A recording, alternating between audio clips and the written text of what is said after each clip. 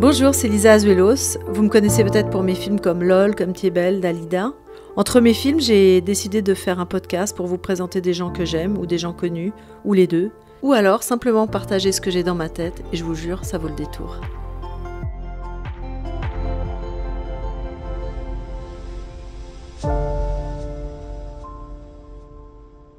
J'ai déjà réfléchi à mon plat de juste avant de mourir, si je suis encore en capacité de manger.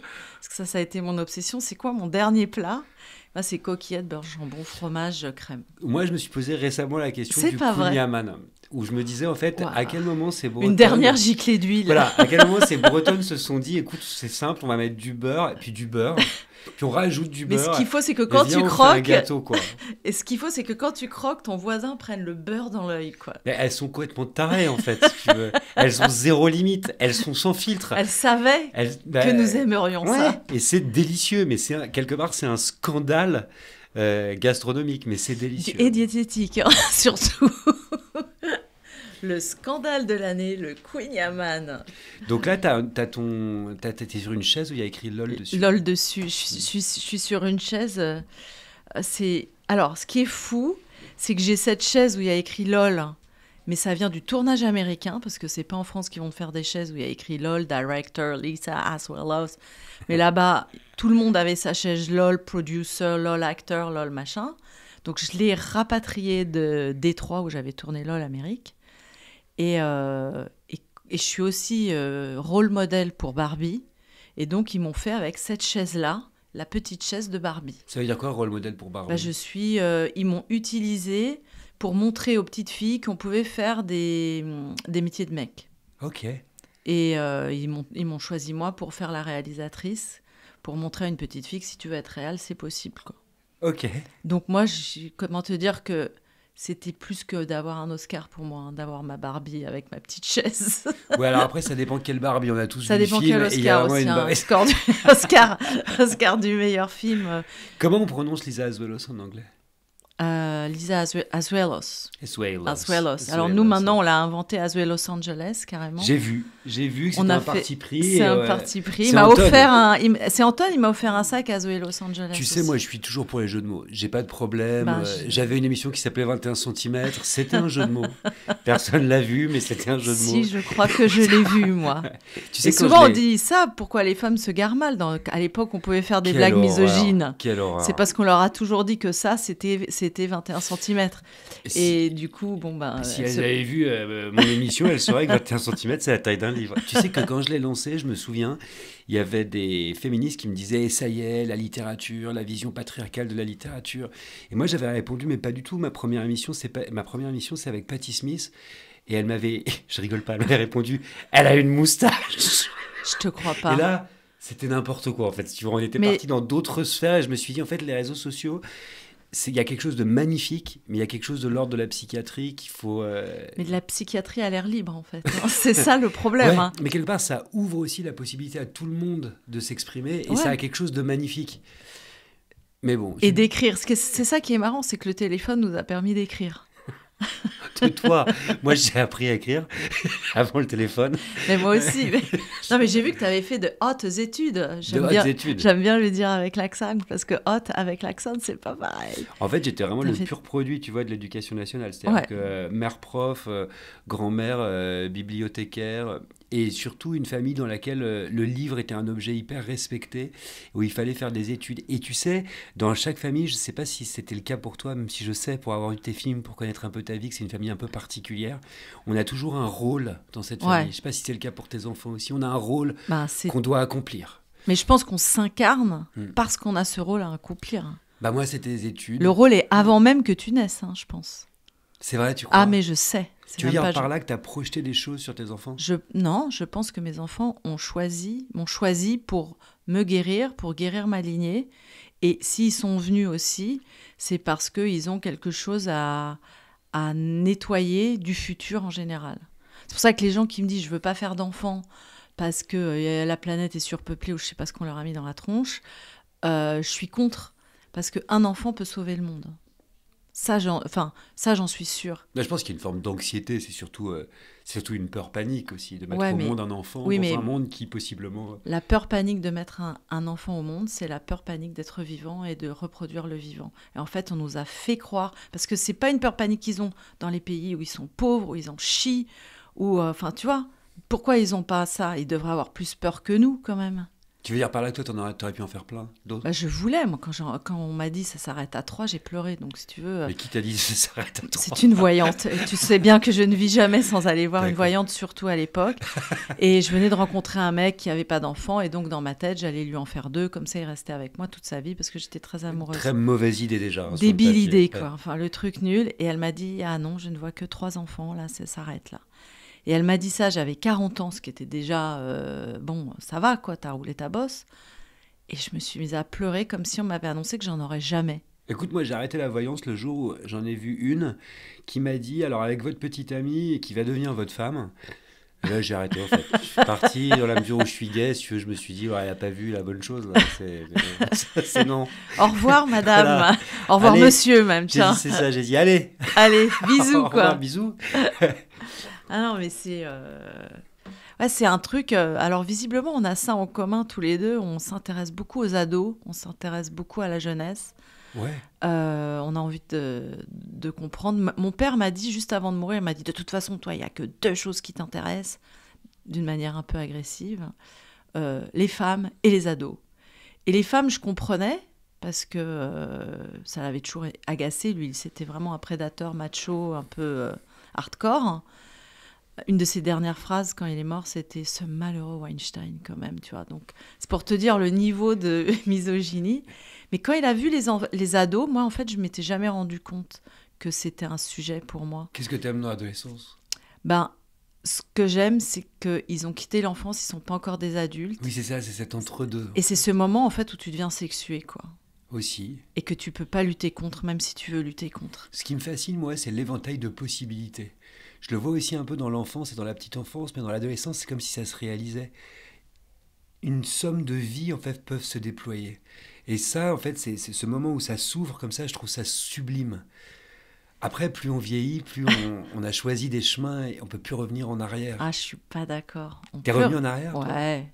Enfin, je ne sais pas si je suis revenue en arrière, mais j'ai changé... Même là, tu vois, je veux dire, je vais avoir 60 ans. Il y a 5 ans, j'ai pris la décision d'aller vivre aux États-Unis. Et j'ai fait tabula rasa de tout. Mes amis, mes enfants. Bon, mes parents, ils étaient morts, ils s'étaient auto-taboulés rasés. Mais... ça n'est pas un verbe. Hein, mais Ce n'est pas un verbe, madame. Moi qui ai bien connu la langue française. Plat, en fait, taboulé rasé. Ouais. C'est un taboulé, mais c'est pas du couscous, quoi. Les États-Unis, comme ça, du jour au lendemain. Non, mais si tu veux, j'ai été capable de... C'est pas marche arrière, mais c'est marche blanche, quoi. En fait, je te dis ça parce que je me fais la remarque avec mes ex quand je les recroise. Ah bah oui. Je me dis, c'est autant de vies que j'aurais pu vivre, autant de chemins que j'aurais pu mener à bout. Et j'ai quelque chose de très nostalgique par rapport à ça, mais j'ai l'impression, tu vois, qu'on peut pas revenir en arrière pour reprendre ce... Mais est-ce que tu as déjà fait le film de « Et si » ? Et si, non, vas-y, viens, on le fait. Et si j'étais restée avec machin ? Ah ouais, voilà, souvent ça se passe mal. Parce qu'on ne quitte pas une personne pour les mauvaises raisons. Non, en général. Ce qui est bizarre, c'est qu'on reste avec pour les mauvaises raisons. C'est plus ça qui est étrange. C'est d'ailleurs que dans ce que tu viens juste de me dire, je suis très très inquiet là. Quand tu m'as dit j'ai voulu faire 2 enfants à un mec pour rester avec lui. Qui m'a quitté le soir de Noël. Mais c'est resté mon meilleur ami, un ami très fort. Mais il m'a quitté le soir de Noël. Mais ça devrait être interdit en fait. Et c'est ce que je lui ai dit en fait. Ouais. Je lui ai dit... Oh, la seule chose qui est sortie de ma bouche tellement j'étais interdite, c'est « mais c'est Noël !» Oui, bien sûr. Hein. J'avais acheté du caviar et tout. Et finalement, c'était la seule fois de ma vie où j'ai pris un quart de Xanax. C'était. Bon. Quelqu'un m'avait laissé un Xanax un jour pour une autre chose et je l'ai retrouvé caché derrière un livre parce que j'avais peur que mes enfants... Alors, je ne me rappelle pas du livre, mais je sais que je suis allée dans la bibliothèque, j'ai tiré le livre et j'ai pris le petit bout de Xanax. Tu savais quand même que le Xanax était derrière ce livre. Ouais. Mais Pose-toi la question, Lisa, pourquoi est-ce que tu te souviens pas du titre du livre et que tu savais exactement... Pourquoi t'as pas lu ce livre pour t'endormir voilà. au lieu de... Pour moi, la littérature, ça peut être justement un lieu de consolation. Et c'est aussi un lieu de cache. Tout le monde cache des trucs dans les livres. Est-ce que tu as déjà pensé à ça? D'ailleurs, un jour, je me souviens, Combini, je crois, était venu chez moi à l'époque où j'habitais pas très loin d'ici. On est dans le centre de Paris.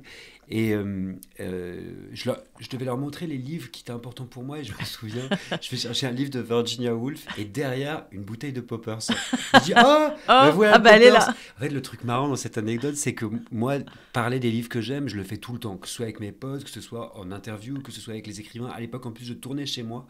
Donc ça m'arrivait tout le temps. Donc si tu veux parler d'un livre de Virginia Woolf, pour moi, c'est... En revanche, retrouver le Poppers, j'étais enchanté, si tu veux. Et donc tu me vois dans la vidéo être enchanté, quoi. Et les commentaires, c'est genre, il a retrouvé le Poppers. Il était là, le Poppers. C'est mythique.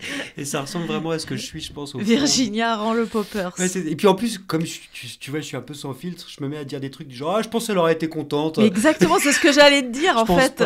Je pense pas, mais bon. Non, j'ai écouté ce matin quelque chose, et c'est là où je me suis rendu compte que j'avais jamais lu Doris Lessing, alors que c'était quand même, ma mère avait toute la collection de Doris Lessing. Ça me touche que tu dis ça, parce qu'en fait, je dois te faire une confession, et c'est aussi une des raisons pour laquelle je suis là, c'est que moi, j'ai grandi avec ta maman.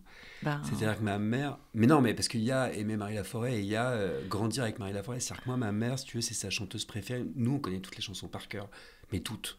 Tu vois, c'est-à-dire que c'est troublant. Moi, je l'ai passé, Marie Laforêt, à France Inter pendant 8 ans, très régulièrement, comme un classique, si tu veux. Tu vois, comme vraiment. Et c'est drôle, donc c'est assez émouvant, parce que tu parles de Doris Lessing, qui est un livre très important pour ma mère, et pour moi aussi, qui est une autrice très importante, notamment pour un livre qui s'appelait Le Carnet d'Or. Ouais, c'est celui-là que j'ai décidé d'acheter.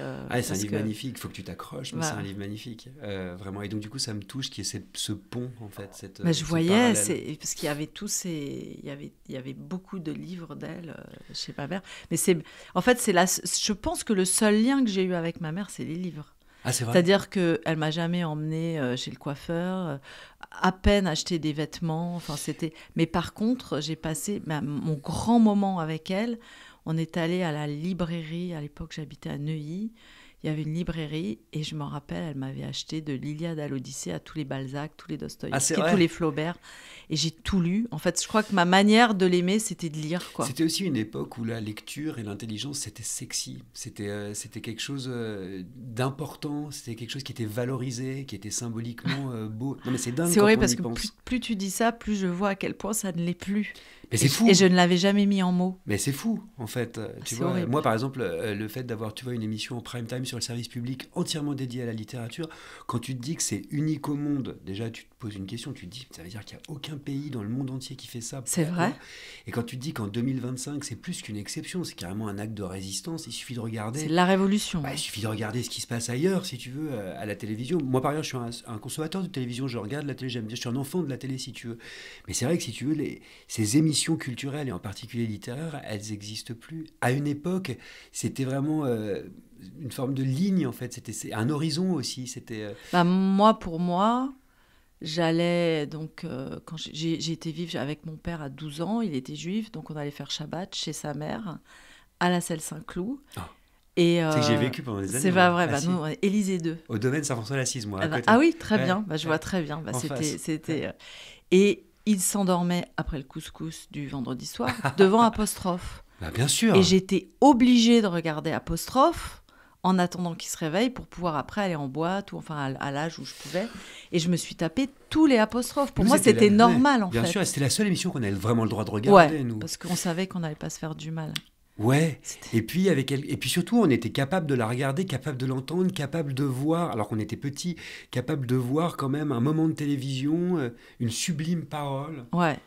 Moi, je me souviens de Jean Marais parlant de Cocteau chez Bernard Pivot, mais c'était bouleversant, si tu veux. Moi, jeune gay, tu vois, pas encore du tout out, c'était bouleversant, en fait, de les voir parler d'amour comme ça. Jean Marais, cet acteur que mes parents admiraient tant, soudain on parlait d'homosexualité. C'était fou, c'était un grand moment. T'avais quel âge ? Je sais pas, j'étais petit. Hein. Et quand t'as entendu cette parole, tu t'es dit, tiens, ça me concerne. Ouais, bien sûr, il parle de nous, en fait. Il parle de moi, bien sûr. C'est ça qui est dingue, tu vois. C'est difficile de trouver des représentations quand tu es petit, surtout quand tu viens... Moi, je viens d'une famille qui est très catholique, très bourgeoise. J'avais pas beaucoup de représentations autour de moi. Si Encore tu veux. aujourd'hui, tu penses ou quand Je pense même que c'est plus facile aujourd'hui, c'est sûr. Mais à l'époque, n'est pas si éloigné quand même. Ah, tu te rends compte, moi je suis né en 79. En 79, l'homosexualité, c'était encore considéré comme un crime. Donc en fait... Tu veux dire légalement? Ouais.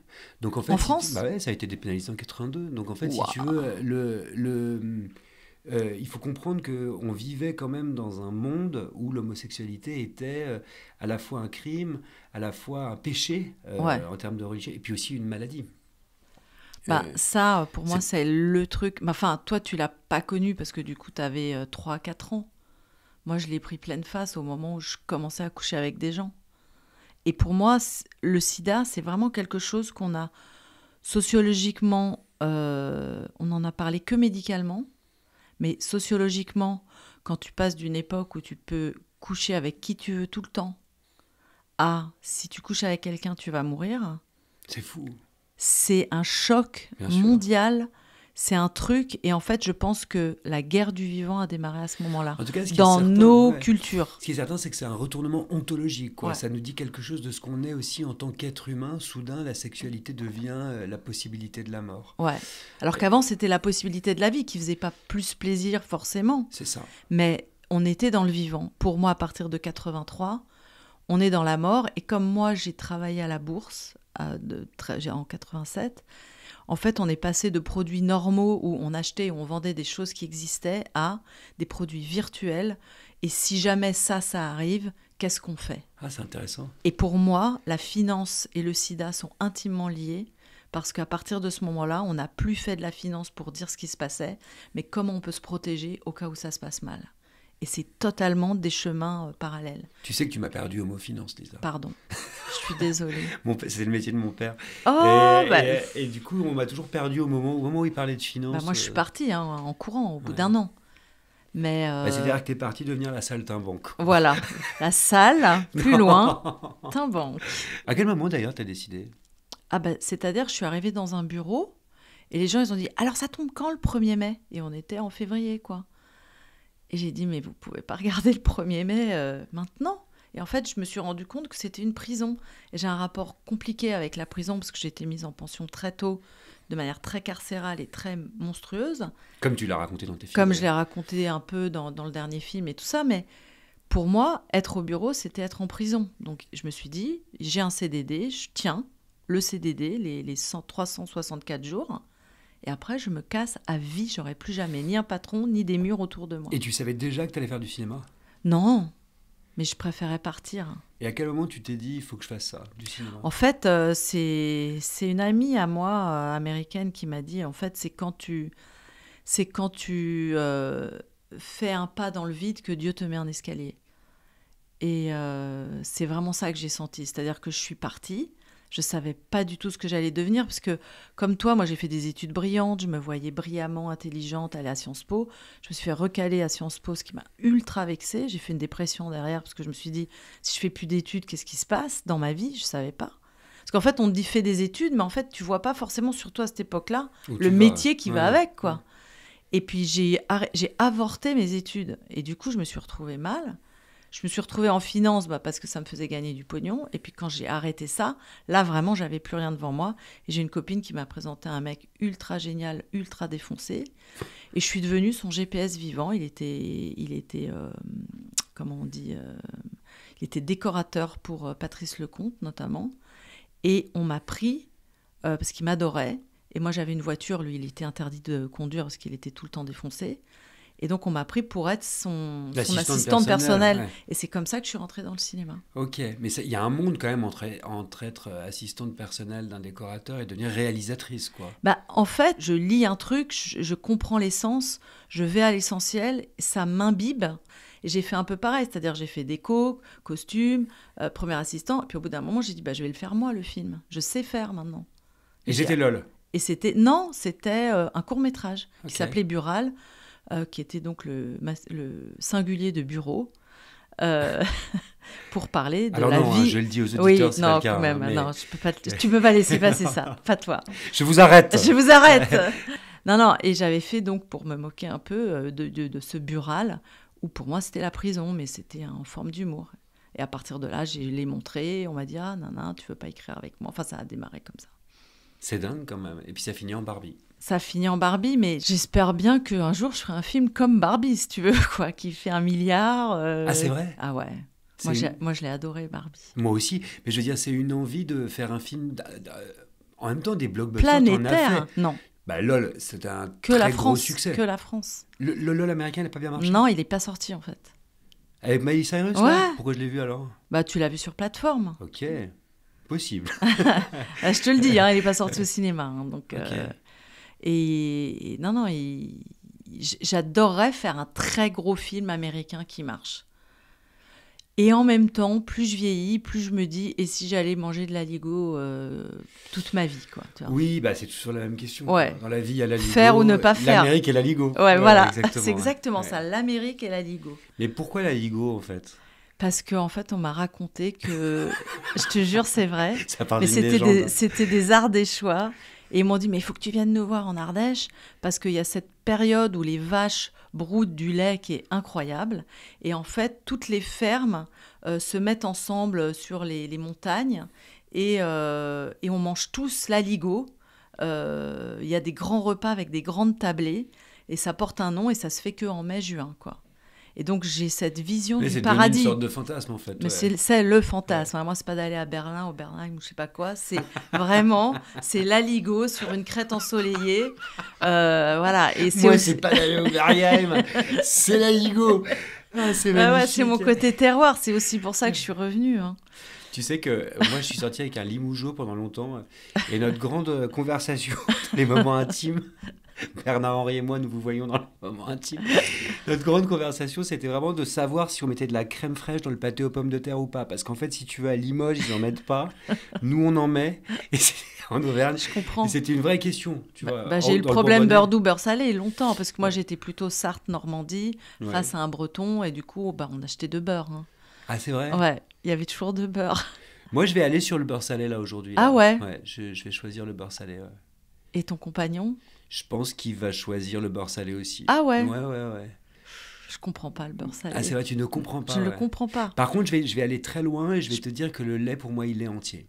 Bah bien sûr. Les gens qui prennent du lait demi-écrémé, quel est votre problème en fait? Non. Ou le verre. Ou tu le prends pas. Ouais, et bah exactement. Ou tu le prends presque cru, quoi. Exactement. Et moi, j'ai trait des vaches quand j'étais petite. Moi, j'étais dans la Sarthe et tout ça. Ça m'intéresse. Ouais, Qu'est-ce qu'il y a encore de la treilleuse de vache en toi et dans la réalisatrice que tu es? Alors malheureusement, je suis obligée, puisque tu me poses la question, de dire que c'est des dons qui m'ont beaucoup servi plus tard dans la vie. Il faut que j'intervienne tout le temps que tu réponds à tout en fait. Savoir traire une vache pour une femme, c'est très utile.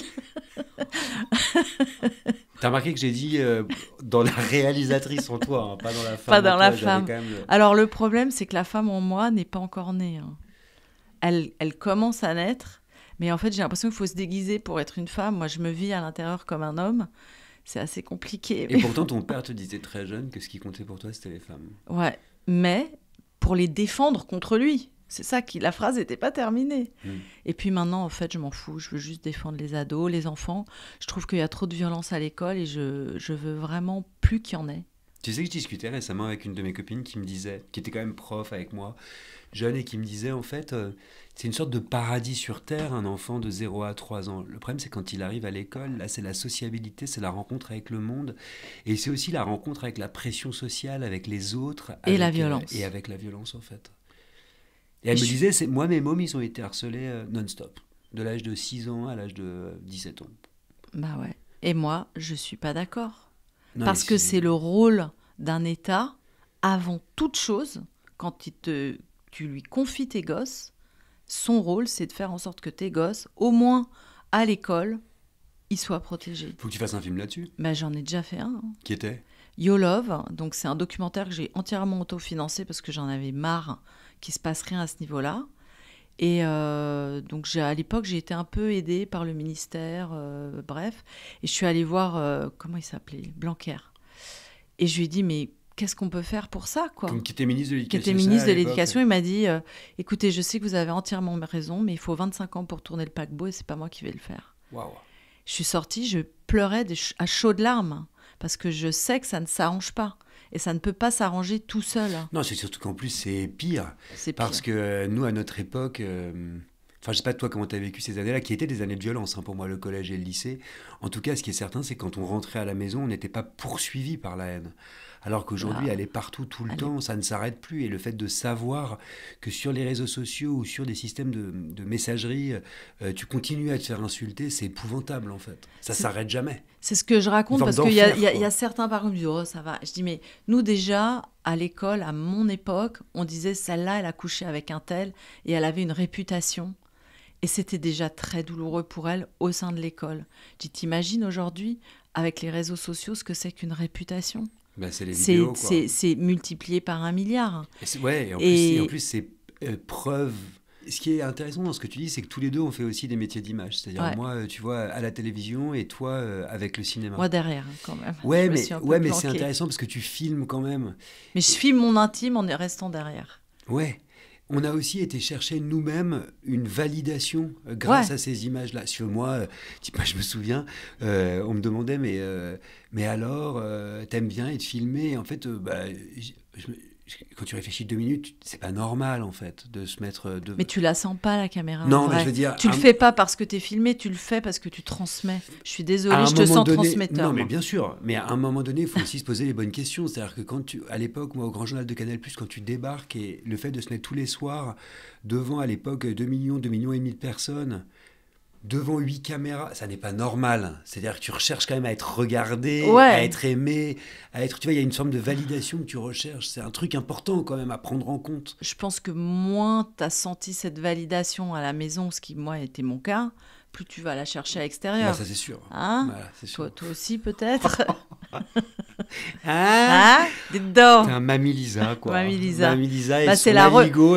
la reconnaissance. Tu l'as déjà coupé en 3, ce mot, ou pas? Franchement, moi, re, Co et co. naissance. Ouais, C'est vraiment renaître à soi-même. voilà. Voilà. Non, mais j'étais en train de t'imaginer dans un autre podcast qui s'appellerait En- Autour d'un aligot. Mais Où moi, t'es vraiment comme ça, en train je de te manger. mets au défi. Je te mets au défi. Ouh. Allons manger l'aligot. Ah Si tu ouais. sais où on peut en manger un bon. Mais moi, j'irais bien sur une crête ensoleillée. Tu sais pourquoi? C'est parce je qu'un pense des que- livres qui m'a fait du bien, c'est Heidi, quand j'étais petite. Et le grand-père passait son temps à lui donner du pain, du beurre, du fromage avec du jambon de pays. Ça n'est pas comme ça qu'on règle les problèmes des enfants. Eh bien, Tiens, moi, prends ta oui. tartine. Moi, oui. Franchement, tu te marres, mais moi, c'était un peu ça quand même. C'était vraiment, allez, viens, on va déjeuner, on va dîner, c'est important. C'est vraiment le moment sacré, quoi. Ouais. On C'était rigole sacré pas- chez toi On rigole pas du tout avec la bouffe, en fait, si tu veux. C'est très important, tu vois. Bah, c'est très important. Et au demeurant, c'est très important de Tes savoir repas, se ils étaient nourrir. silencieux en famille ou Non, on pouvait se très parler vivant. et tout ça? Ah bah Très ça c'est vivant, on bien. parlait énormément. Le seul problème, c'est que ça peut virer festen à tout moment, du coup, Ah ouais. comme on parle beaucoup, si tu veux. Donc, il n'y a pas beaucoup de repas qui se sont terminés. Qui c'est Ah, tu sais, qui ma mettait copine le... Doria, qui est comédienne, Doria Ouais, bah, Tillet, je l'adore. quand elle est venue la première fois dans ma maison de campagne, pour rencontrer mes parents et ma famille, donc c'est une grande table, il y a tous mes frères et sœurs, leurs conjoints, leurs femmes et tout. Je rigole pas, elle avait son téléphone portable, elle le mettait sous la table, elle était en train d'écrire à son mec à l'époque pour dire mec, il faut que tu viennes, il faut qu'on fasse un film, je te jure, il faut qu'on fasse un film. Moi, je compte sur les doigts de la main les dîners où déjà tout le monde a terminé à table au moment Ah ouais. du dessert. Il n'y a pas celui qui dit « Ah ben, qu'à ça, je me casse !» Si, toujours. Toujours. Et où ma mère C'est le- pleure, ça gueule de tous les sens. Après, c'est aussi une expérience et c'est aussi assez génial que la parole soit libérée comme ça, tu vois. Ouais, oui, mais non. Mais ça, Je suis pas d'accord, parce que moi Mais j'avais ça avec mon père. chaque Je suis repas pas est d'accord. vraiment un moment, quoi. Tu Et vois. du coup, t'as un petit peu mal au ventre aussi. Ouais, bah moi, ça a pu être Du coup, on hyper mange difficile. vite parce que tu te dis, il faut Ah mieux. non. Moi, je mange vite parce que je me dis, avant que ça pète, il faut terminer parce qu'après, ce sera fini. Mais le quoi. fait d'avoir été élevé aussi dans des familles où tu peux tout dire. Mais je croyais que les cathos, ils étaient gentils, quoi. Ah, mais ils sont gentils. Ils sont hyper gentils. Le Christ a dit, aimez-vous les uns les autres. Alors, Mais je pense que l'amour, il est pas négociable. Je pense que l'amour, il est là. C'est sûr, c'est la façon dont tu l'envisages. Je pense par ailleurs que c'est quand tu as 4 enfants, si tu veux, tu les élèves pas de la même façon quand on n'a qu'un seul, surtout à cette époque-là. Je pense que... Parce que c'est les enfants qui se barraient.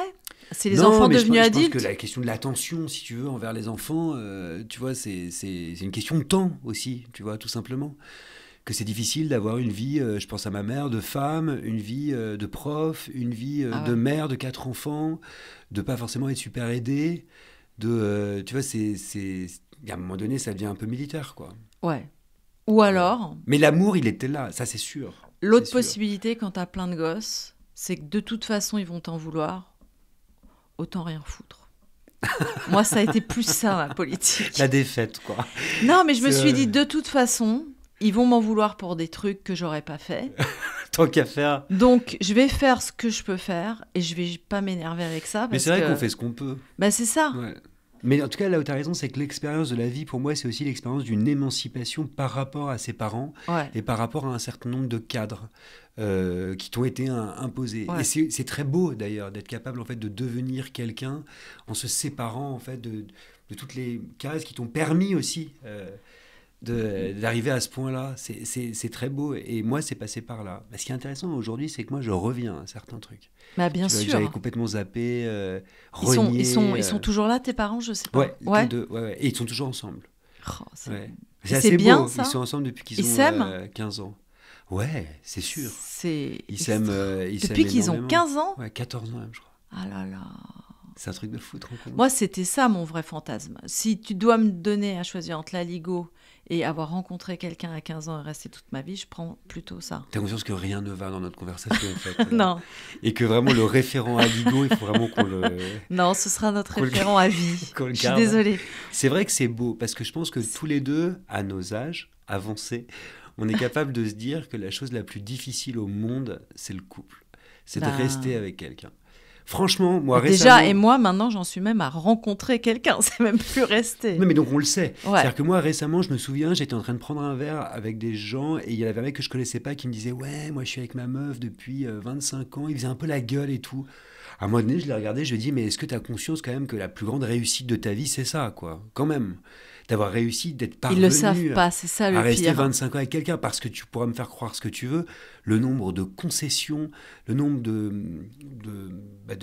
ce que tu avales, en fait, quand même, c'est violent, quoi, quand t'es en couple. C'est très beau, en fait, de choisir, à un moment donné, de rester avec quelqu'un. Mais il y a des gens pour qui c'est tellement évident, et j'aimerais qu'ils me transfusent. Alors, transfuse, ouais. Il doit avoir un neurone ou du sang, ou je sais pas, un truc qui fait que pour eux, c'est facile, c'est fluide. Il y a vraiment des gens qui s'aiment et pour qui c'est facile. Bon, après, moi, j'aime bien une relation quand elle est un peu compliquée. Ah non. J'aime bien quand il se passe quelque chose quand même. J'aime pas me faire chier, moi. Ah, bah ouais, mais ça, c'est le côté hyper intelligent, ça. Ou le côté bélier. Non, ça marche pas avec l'astrologie. Je sais pas, j'y connais rien. Non, c'est le côté que j'ai découvert un peu là en lisant sur TDHA, tu vois. Oui, alors attends, parce que j'ai entendu ça dans un de tes podcasts. On est tous les deux TDHA ou TDAH ou TDAH en français, ouais. Je sais pas. Ça veut dire ça veut dire qu'en fait t'as un cerveau qui va très très vite. Oh là là, tu me fais penser à toutes ces mères qui disent que leur môme est HPI là. Ouais, mais c'est un peu ça. mais en fait, ils sont obligés les mômes. T'imagines toutes les infos qu'ils prennent avec les portables et les écrans, les machins. En fait, tous les mômes sont C'est-à-dire HPI, que je pense quoi. qu'on est en train de HPiser la société quand même. Ça c'est clair. Mais en étant ultra sensible et ultra intelligent, ce qui est ton cas. Tu peux pas dire non en fait. Tu peux pas dire non parce que c'est de notoriété publique. Parce que dans ce podcast, on ne le dit pas non. C'est le truc, tu te rends compte que tu es dans une tyrannie totale, quoi. Tu vas fermer ta gueule. Non, mais ça se voit que tu es très intelligent et très sensible. Je t'ai entendu en parler aussi souvent et je pense que c'est ça aussi qui fait qu'on peut être à ce point-là touché par la littérature. Mon fils, par exemple, n'a jamais pu lire un livre. Mais pourtant, il est sensible, remarque. Non, en tout cas, ce qui est certain, c'est que je trouve que l'expérience de la littérature, c'est une expérience, au quotidien en tout cas, c'est une expérience assez bouleversante parce que tu te remets en question perpétuellement. Tu lis tous les jours ? Ah ouais, je lis tous les jours, puis je lis plus de 5 heures tous les jours, tu vois. Wow. Mais c'est mon métier. Admiration totale. Non mais attends, c'est mon métier, je fais que ça. Ouais, je sais, mais bon. C'est comme si jamais, quand tu étais dans la finance, je te demandais, mais attends, tu comptes tous les jours justement, moi, c'est pour ça que je me suis barrée, je supportais pas les chiffres. Voilà, alors moi, ça reste quand même une passion. Mais ce que je trouve formidable, si tu veux, c'est que tous les jours, je suis confronté à d'autres idées. Je pense contre moi-même, tous les jours. Tous les jours, je suis confronté à d'autres lieux, d'autres temps, d'autres expériences. Tous les jours, je rejoue quelque part, la personne que j'aurais pu être. C'est beau, tu vois ce que je veux dire? C'est beau. Et c'est très angoissant parfois, parce que tu peux aussi, avec la tu te production retrouves littéraire parfois à actuelle, être d'accord avec quelque chose que tu réfutes, presque. En tout cas, ça m'interroge. Ouais. Si tu veux, il y a plein de moments où ça m'interroge. Ce serait quoi Est-ce que tu as un exemple? Ouais. Bah, tu vois, par exemple, la production littéraire contemporaine peut être assez sombre, tu vois, Ouais. et donc tu peux te retrouver face à des témoignages ou des romans, des récits, des essais qui touchent à des questions très dures.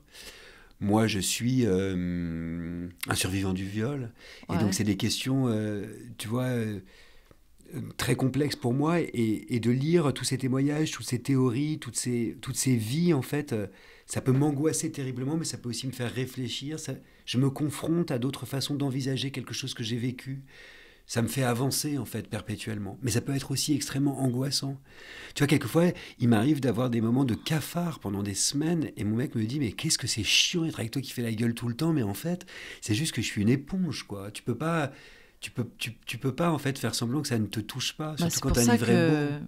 Je fais pareil que toi, mais avec les films, je vois beaucoup de films pour m'imprégner. Ouais. Mais moi, je choisis que des choses qui me font aller bien, des comédies romantiques et des comédies. Oui, puis la différence, c'est que toi, tu es une artiste. Alors toi que moi, aussi. non, pas du tout. Parce qu'en fait, si tu veux, j'ai ni l'urgence, ni le talent, mais surtout ni l'urgence, ni la vocation, si tu veux, de créer. Tu vois, je le vois pour interviewer. Mais lire, c'est être artiste. Peut-être, en tout cas, c'est un acte. C'est un acte créatif, pour moi. Ouais, c'est pas.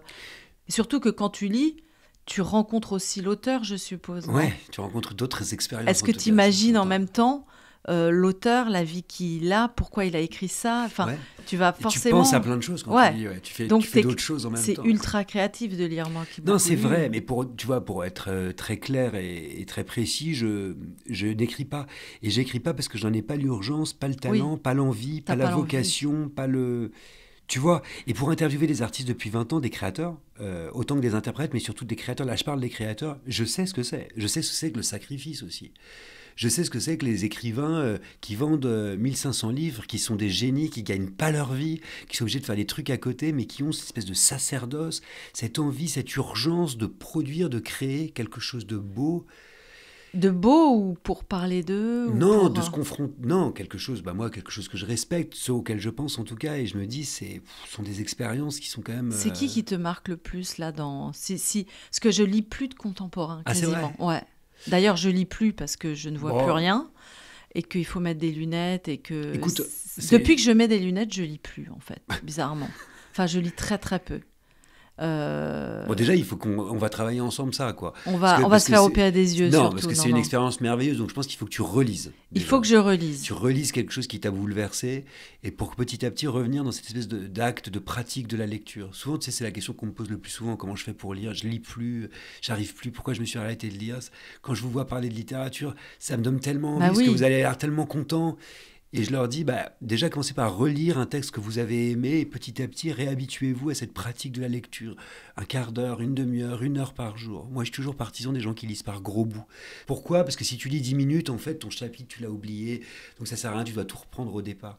Mais retrouver ce plaisir-là, c'est assez merveilleux. En fait, c'est un privilège, c'est un luxe dans notre société de lire. C'est un luxe de lire. Et si je devais lire un livre d'Édouard Louis, que j'ai écouté en podcast... T'aimes bien Édouard Louis? Ça m'a bouleversée parce que je me suis dit, c'est incroyable, cet homme pense tout comme moi en étant presque totalement l'opposé de moi. Très certainement, en tout cas par vos parcours. Mais il a cette manière d'associer à la fois la violence masculine et aussi de la rencontre masculine-féminine dans l'ordre économique, qui est moi mon obsession, puisque pour moi on est dans une société de pénétration sans consentement, et je rêverais de faire un film là-dessus, et j'aimerais parler avec lui de ça. Mais si je devais lire un livre de lui, est-ce que je lirais le dernier? Est-ce que je lirais le premier? Je ne l'ai jamais lu. Alors, en fait. J'aime beaucoup, moi, je l'ai écouté d'abord. Le dernier qui s'appelle L'Effondrement, qui est un livre sur son frère. C'est un livre très intéressant parce qu'en fait, Édouard Louis a beaucoup été stigmatisé. On disait, mais en fait, c'est un écrivain qui est complètement imprégné de sociologie. Et en fait, il a une grille d'analyse et il écrit toujours le même livre avec sa grille d'analyse. Ce que j'aime beaucoup dans le dernier livre d'Édouard, c'est qu'en fait, ça commence comme ça. Son frère meurt très jeune. Son frère qui vient d'un milieu très pauvre. il se dit tout de suite, bon, bah, s'il meurt très jeune d'alcoolisme et de problèmes de santé, c'est forcément lié à son milieu très pauvre. Et il se rend compte qu'il y a un truc qui ne va pas. Il se rend compte que sa grille de sociologie ne fonctionne pas. Et il va faire appel à d'autres façons de penser. Donc c'est un livre très intelligent, c'est un livre qui remet en question en fait tout ce qu'il a pu penser auparavant. Après, moi, j'ai une passion pour un de ses livres qui s'appelle Monique s'évade, qui est le précédent, qui est un livre sur sa mère, que je trouve être un livre magnifique. Est-ce qu'on peut faire un film de ce livre ? Parce que rien que de l'entendre parler de ce livre... C'est un film documentaire, parce qu'elle est toujours vivante. Ah ouais. Et ça serait intéressant. Elle est toujours vivante et c'est magnifique. D'ailleurs, le livre est émaillé de photographies de sa mère aussi à la fin. C'est assez bouleversant. Ah, il faut que c'est les deux que je vais lire. Alors. C'est-à-dire que la fin de Monique s'évade, c'est pas te spoiler grand-chose, te divulgacher grand-chose. Déjà, elle est vivante. Donc Surtout qu'en plus, il a écrit plusieurs livres sur sa mère, puisqu'il y a aussi un livre très beau qui s'appelle « Combat et métamorphose d'une femme ». Et puis il y a Monique s'évade, qui est comme une sorte de pendant. Et à la fin, en fait, il emmène sa mère en Allemagne voir la pièce de théâtre qui a été adaptée de Combat et métamorphose d'une femme. Et il la fout monter sur scène. Et cette femme, tu vois, qui se met à dire, mais en fait, je suis quelqu'un. Parce qu'en fait, ça me donne envie de pleurer. Tu vois ce que je veux dire ? Et en fait, elle arrive et elle monte sur scène et c'est une scène extraordinaire en fait. Soudain, il a réussi à non seulement lui donner voix, faire d'elle un personnage, faire d'elle l'héroïne en fait qu'elle est, comme toutes les mères en réalité sont des héroïnes, particulièrement elle, dont la vie a été effectivement bousillée à plein d'endroits, y compris pour des raisons économiques que tu mentionnais tout à l'heure. Mais c'est fou parce que dans la phrase que je vais donc me repasser un jour, t'as dit tout. T'as dit en fait, je suis quelqu'un. Je pense que si on se met tellement une race tous les jours, c'est pour devenir quelqu'un, alors qu'en fait on est quelqu'un, sinon on serait pas né. Donc le fait d'être né devrait nous suffire à savoir qu'on est quelqu'un. Or bizarrement ça nous suffit pas.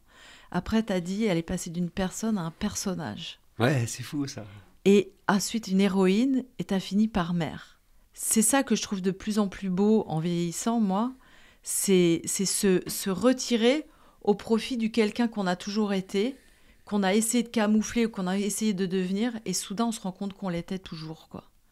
Donc, tu sais, moi je suis un grand lecteur d'un philosophe qui s'appelle Paul Ricoeur, qui explique bien en fait que il y a quelque chose de très important à la fin de sa vie si on est capable de non pas de la résumer, mais une phrase qui donnerait un sens à sa vie. Donc il faut une fin déjà. Et il faut être capable de donner un sens à sa vie, un sens à sa vie. Une sorte de constance, de permanence dans le temps, une sorte de quelque chose qui fasse sens, quoi. Je pense que c'est quelque chose qu'on cherche tous, mais en tout cas, moi c'est ce que j'aimerais. Tu l'as trouvé ce mot, ce sens ? Mais je sais pas encore, parce qu'il faudrait qu'il y ait une fin. Peut-être quelque chose de cet ordre-là, de la fidélité, de la constance, être capable de... Fidélité à toi-même. Ouais, c'est ça, une sorte de colonne vertébrale en fait, de se dire j'ai pas transigé sur certaines choses, j'ai dit non à certaines choses aussi. Plus je me rapproche moi du sens que je veux donner à ma vie, plus je trouve pas le mot en français, peut-être tu l'as, mais je l'aime pas en français. En anglais, c'est le care. C'est-à-dire prendre soin des autres et prendre soin de soi-même. C'est le care. Mais tu vois, je suis tout le temps dans cette notion qu'en fait, on est dans une société du profit. Et en fait, quand tu as des sociétés aux États-Unis qui s'occupent du care, qui s'occupent des autres, c'est des non-profit. Donc, on a bien compris que le profit était l'ennemi du care. Et moi, je fais en sorte de care de mes amis, de mes enfants. C'est beau prendre soin. Mais c'est tellement beau. Mais le mot en français est moche. Non. Il n'y a pas un joli mot que tu pourrais me... Non, je trouve ça beau le soin. En réalité, en français, on parle de philosophie peut-être c'est juste bienveillant. Non, on parle de philosophie du care maintenant, en fait. C'est vrai ? Ouais, bien sûr. Parce qu'en fait, Qui donc ? Mais non, mais parce qu'en fait, tu sais, c'est quelque part un concept et un outil qui a été beaucoup utilisé par des philosophes, souvent femmes, parce qu'en fait, les métiers du care sont souvent des métiers féminins aussi. Et c'est les métiers on a vu à quel point ils étaient importants pendant le Covid. Donc, exactement, ouais. Tout à coup, il restait que ça, quoi. Ouais, exactement. Non, moi, je trouve ça beau. Tu dirais que ton métier de cinéaste, c'est aussi ça ? Ouais, parce que je me suis posé la question, à un moment, je me suis dit, est-ce que je fais psy ? Parce que je voulais vraiment que les gens qui vont mal aillent mieux. Puisque moi, je suis allée tellement mal... Et j'ai réussi avec les psys. C'est intéressant parce que c'est vrai que il y a quelque chose de très feel good dans ton cinéma. Ouais, mais moi j'appelle ça du heal good, en fait. C'est-à-dire de guérir en se sentant bien. Et si je fais du cinéma, je me suis dit, si je vois des patients 4 par jour, déjà, je vais être crevée, ça va me faire chier, et je vais pas en voir tant que ça, je vais pas guérir tant de gens que ça. Alors que si je fais du cinéma, que les gens, pendant 1h30, tout à coup, ils vont se sentir mieux, que je leur ai donné 1h30 pour un peu réfléchir, ou en tout cas pour se sentir mieux, c'est énorme. Et quand j'avais vu le documentaire sur Tavernier, il disait, en fait, quand je fais un film, je fais comme si des millions de gens allaient le voir, et en même temps, je sais que si une personne est touchée, ça suffira. Et là, le prochain film, donc c'est la suite de LOL. Ah, c'est vrai ? Ouais. C'est LOL 2 ? C'est LOL 2.0, je l'appelle. Bon. Cool. Ouais. Avec Sophie ? Avec Sophie. Et avec Pas qui Christa, mais tous les c'est autres. Dommage, je l'adore, elle, moi. Ouais, mais elle voulait pas. Ah non, mais surtout, elle est passée à autre chose, puis elle est plus Ouais, âgée. Elle est vraiment passée à autre chose. Donc, c'est sa petite fille, du coup, c'est de la Sophie. petite... Non, c'est la... Sophie grand-mère. Ouais, c'est Sophie. Ah, c'est vrai ? Oh, faut pas trop dévoiler. Ah, c'est dingue, ça serait un premier rôle de c'est grand-mère. C'est pour ça. C'est-à-dire qu'elle a un enfant qui va lui dire, tiens, je vais avoir un enfant. Quoi. Ça, c'est fou. Ça, c'est fou. Parce qu'alors, Sophie, on l'a pas imaginé grand-mère Non, encore. non. Mais moi maintenant... je suis partie vivre aux États-Unis en me disant je refuse de devenir grand-mère, et là depuis que je suis rentrée je suis là à taper des doigts et à dire bon alors c'est qui démarre là. Ils ont quel âge tes enfants ? 26, 27 et 33 donc ça va venir. Ça va et venir. Ils ont envie d'avoir des enfants ? Ouais, ça y est. Et ils sont maqués pour avoir des enfants ou des... Pas tous, enfin si, plus ou moins tous quand même. Tu n'es pas obligé d'être maqué pour avoir des enfants. Mais... Exactement, moi c'est ce que je leur dis hein. Moi, je dis de toute façon, ce qu'il faut, c'est faire des enfants. Le reste, on s'en fout. En gros, tu leur dis de toute façon, je serai là. Alors, j'ai dit le contraire aussi il n'y a pas très longtemps. J'ai dit, vous faites pas des enfants avec moi. Hein. Je veux pas être en couple avec vous et faire des enfants. Tu parles, tu vas les garder. C'est faux. Maintenant, c'est un peu faux. Ouais. Non, parce que j'ai aussi envie de voyager. C'est pour ça que je prends pas un chien. Sinon, je prendrais un chien. Alors, Lisa, ça Est-ce n'a que rien t'as à un voir, chien ? en fait. Ça n'est pas le... Tu vas me redire qu'il n'y a pas d'aligo sans chien, et ça, je suis pas d'accord. Non, mais j'ai eu un chien pendant longtemps, pendant 16 ans, qui s'appelait Jean-François. Mais j'en rêve d'avoir un chien. La nuit, j'en rêve. Et c'était un cocker, et c'était vraiment mon meilleur pote. Un cocker. Le problème, c'est que quand il est mort, c'est ça. Je me suis fait la promesse que je ne reprendrai plus jamais. J'aurais l'impression de le trahir, en fait. Ah non, parce que quand tu as un deuxième enfant, tu as cette sensation aussi. Pote, ouais, puis tu vois aussi... Tu trahis pas, t'es exponentiel, ton cœur. Toi qui as un beau cœur je sais pas. ton En fait, le truc, c'est que c'était vraiment mon meilleur pote, et les sacrifices que tu peux faire, tu vois, te lever genre à 6h du mat pour aller le promener, te démener pour le faire garder quand tu pars à l'étranger, ne pas partir en week-end ou en vacances parce que t'as ton chien et tu peux pas le garder, éviter de sortir parce qu'il est malade, des trucs comme ça. Déjà, je peux comprendre qu'on le fasse avec un enfant, avec un chien, c'est quand même autre chose. Et autant je le faisais avec joie parce que c'était mon chien et mon meilleur pote, c'était super, autant là, je le referais pas, tu vois. C'est plus dur, je pense, avec un chien, hein, moi qui ai eu 3 enfants. C'était tellement cool. Mais tu sais que j'y pense encore tous les jours. Mais moi, je rêve la nuit de chien. Mais va chercher un chien, il y a plein de chiens qui ont été adoptés. Mais non, je pourrais pas supporter qu'il meure, je le sais. Je veux pas. Ma grand-mère, elle disait, c'est des bêtes à chagrin. C'est des bêtes à chagrin. Ouais. Je peux pas me... Mais dès que j'aurais trouvé une maison et que je me dirais, bon là, je vais arrêter de voyager, je prendrais un chien parce que mon cœur saigne chaque fois que je vois un chien dans la rue, quoi. Et tu veux dire, t'as toujours ta maison à Los Angeles ? Ouais. Elle a pas brûlé ? Non, elle a pas brûlé. Mais je vais la vendre parce que je vais trouver une maison ici en France. Hein. C'est quand même là, mon pays. Donc t'es rentrée là ? Je suis rentrée. Ok. Je suis rentrée...